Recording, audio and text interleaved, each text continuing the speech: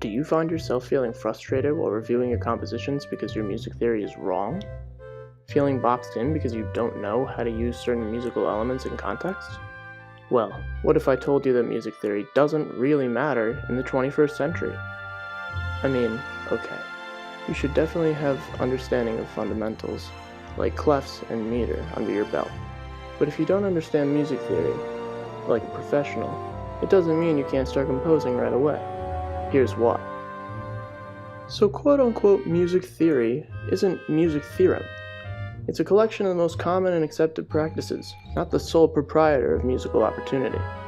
For example, the most widely understood family of harmony in music theory, triadic harmony, was officially coined as a consonance in 1612 by Renaissance theorist Giuseppe Zarlino. That's over 400 years ago. So a lot of the rules of voice leading, spacing, and counterpoint that accompany this type of harmony are also rather antique. These rules have been modified and added to over time, and at this point in music history are becoming more and more dismantled every day. Even the ever so glorified parallel fifths rule has been ignored throughout music history, sometimes even blatantly in passages like George Crumb's Star Child, which features planing quintal chords. This rule and many others are never broken aimlessly, but rather to suit the ambitions of the composer. Remember, your ear as a composer is far more important than your knowledge of music theory. So it's fair to say, with continuously modifying composition techniques and different interpretations of melody, harmony, and form, music theory as a whole is really being recognized more as a foundation for continued learning rather than an unbreakable musical cage of sorts. So, that tip for working towards incorporating contemporary styles into your compositions?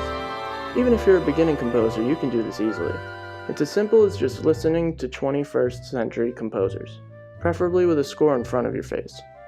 A few of my personal favorites are Wolfgang Riem, Esa-Pekka Salonen, and George Crumb, who was mentioned earlier.